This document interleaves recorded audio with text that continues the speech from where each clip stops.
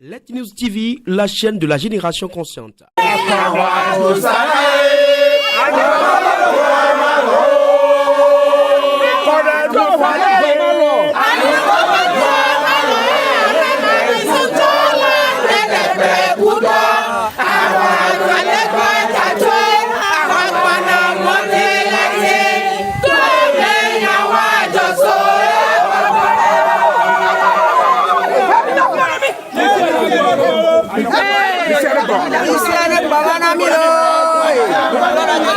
Emaweni aduku dudu vevi sese reli edibibi ikeye anyokope bedukua kpata keke ou defion egbe juda emilia be otri asire keben keke ou vegwangbe le dekebe dukua me chechu sukulu ikeye neni lycée yefiora tro deda le wagbo cheleda keta koda anyokope dukua nutu nyɔnu fioba safo ɖevi amegaxo wakpata keke woɖe wobe dzibibi wobe heliheli yike ne le akɔdzinɔnu tsotso le yike ye gɔvmenta trɔ le tsɔ wobe sukulu yike le nyi lycée wole ɖena le gema la tse da keta kɔda ye wole aƒa di le kpokplɔ be keta kɔda gbaku yowa tɔvi kpoyoyo ni ne gɔvmenta medzi be hunya alo tukara ne dɔ yo domowa ne dzagbagba ne ba trɔ le ŋku le enye keye gblɔ yo lia ŋuti. Enye fanu dzimedo agadi musote le anyrɔkɔƒe safowo keke me ŋkɔme anyrɔkɔƒe sɔhɛwo keke me ŋkɔme nyɔnu gbeme ŋutsu gbeme ye miakɔ gbea ne xixia ne woaxɔe ɖe mi woakpe ɖe mia ŋuti edomedzidze anyrɔkɔƒe ɖo kɔlɛdzi. College kemi ɖoa ye miabe canton me keke Koenu, Jankase, Zizan kɔƒe Akɔda miabe college ayo wa. Ma dzidzi mi hu lycée. Mi hu lycée mi wɔ seconde, mi wɔ première. Pe ya miabe viwo le yi bac. Miabe viwo le yi terminal. Donc keta kɔda va so te ɖo ahua ɖo mia ŋuti. Pe dea me ke va yi mea wotrɔ hu lycée ko le gɔme ne anyrɔkɔƒe chef lieu wotrɔ hu lycée pe amewo la hu première ya miabe viwo le bac le 26 juillet dziɖuɖua ɖe se ɖe to be keta kɔɖa be lycée magba wɔ dɔ ba anyrɔkɔƒe tɔa en tant que chef lieu du canton et la wɔ dɔ dans 10 jours va na le 5 août kpoa o gbatɔ de décision buto décision gbatɔ ke toa eŋlɔ dududu ko da jumele college lycée alia dziɖuɖu aŋlɔ nenea décret ke toa wa le keke ame wo dome kpoa o trɔ de décret buto tɔ ŋlɔ anyrɔkɔƒe ko akɔɖa ɖeɖe keme me kɔ ɖe mi o be lycée aba anyrɔkɔƒe tɔa yo le tu le hu akɔɖa tɔa lo eme me kɔ ɖe mi o dukɔa so te be yo me da asi ɖe dzi o yowoe nyi ŋkɔtsi ne akɔɖa Jankase, Koenu, Zizan kɔƒe. Nyrɔkɔƒe nyi ŋkɔtsi no. Ɖeke wo la de lycée dzo le canton me, le chef lieu du canton me. Aso da ɖo village ma. Be me kɔ ne yo. Yo dzua yo gbe. E miabe viwo tsa gbe. Be yo me dze school le, yo me dze lycée le enua keta kɔɖa o.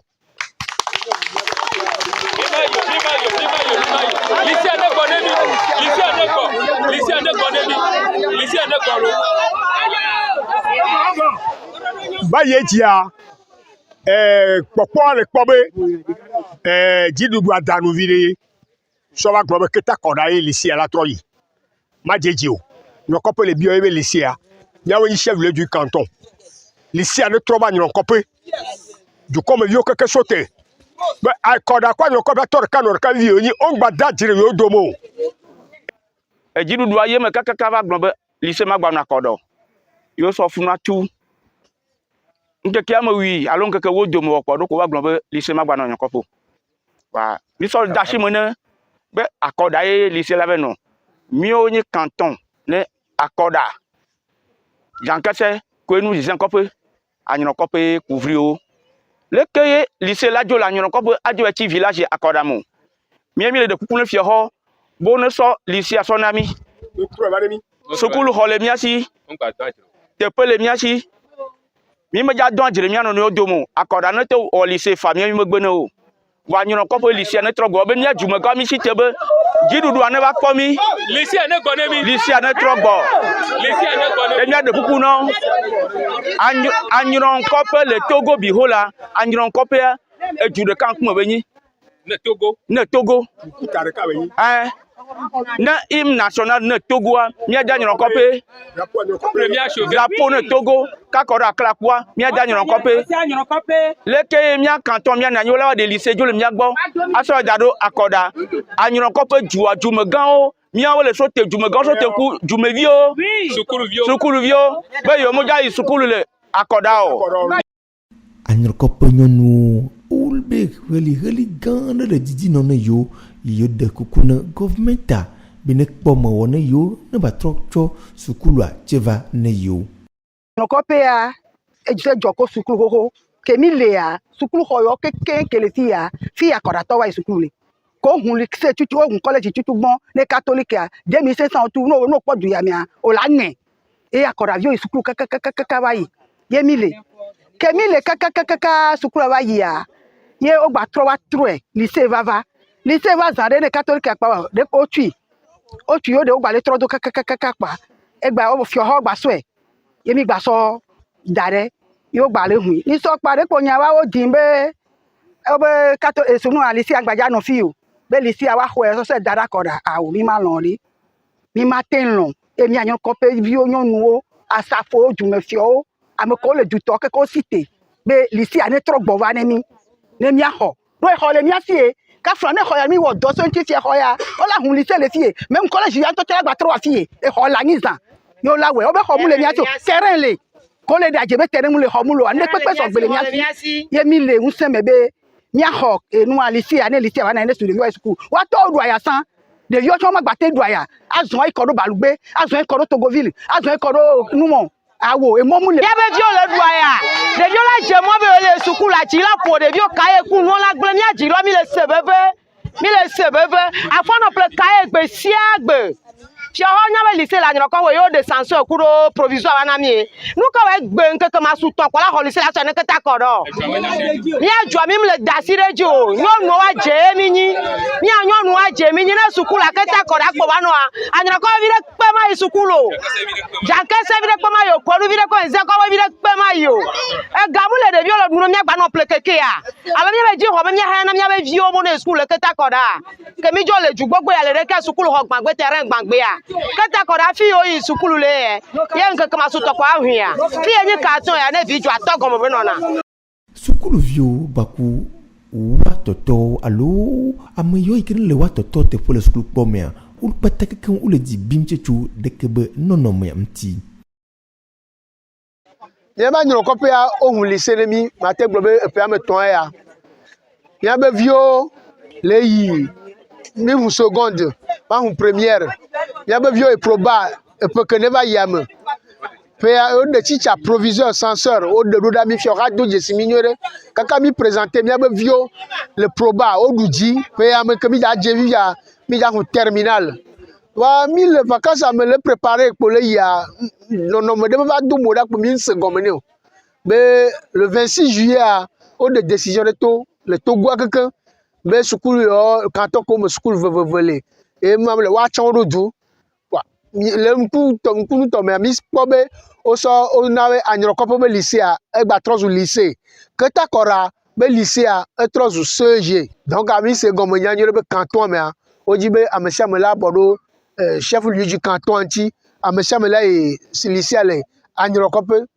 wa ŋkeke wo megbe lo kpoa décision bukpe va trɔ va eya ŋgbadzo ƒoƒo so Togoa kekeŋ tsi wo be anyrɔkɔƒe gaku keta kɔra dome kpo be ƒoƒo so be keta kɔra be lycée be CEG a trɔ zu lycée anyrɔkɔƒe be lycée a trɔ zu CEG va anyrɔkɔƒe yi chef lieu du canton o mi se gɔme ne o miabe viwo xɔ bac ema proba ƒe ya me ƒe ne gbɔna wo dza yi ƒe ema bac fifia akɔda yi sɔkpo ya hui be lycée a mekpɔ ɖeviwo ŋkpɔ yi proba tete ha ɖo miabe vi ko ne xɔ proba ɖe o dza yi bac ɖe fi ka wa mi leke mia wɔ ɖo be mia dzo agblɔ be wo ne trɔ yi village keta kɔda funa me ko ne mi de kuku ono tro so mi abe lisa se va ne mi ya be kan ne ba no canton ba lisa ba no chef lieu du canton ne nti va fa ba no mi ko kenya domolo nyawe ho probatoire le anyakope que Mila continue avec la terminale de PME.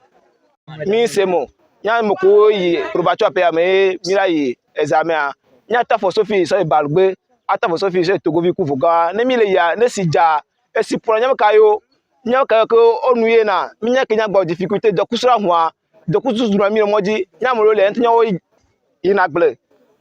ajagba ku nya te ko nya du nya ojiro nya mo le nya jira ku nya to ku nya gbo nana bobe de don no like ne kpona sukulu be nyogbo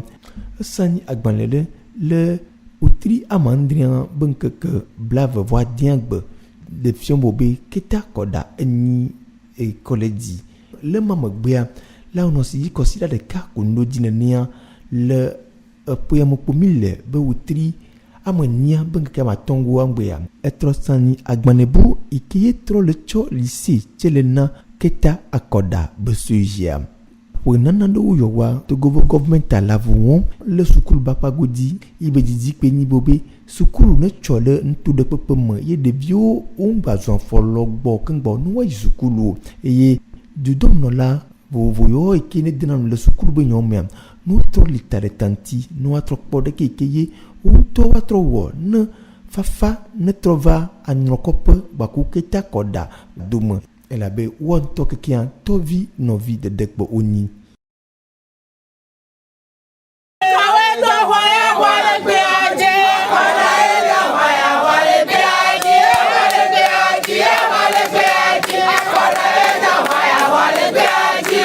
Let News TV, la chaîne de la génération consciente.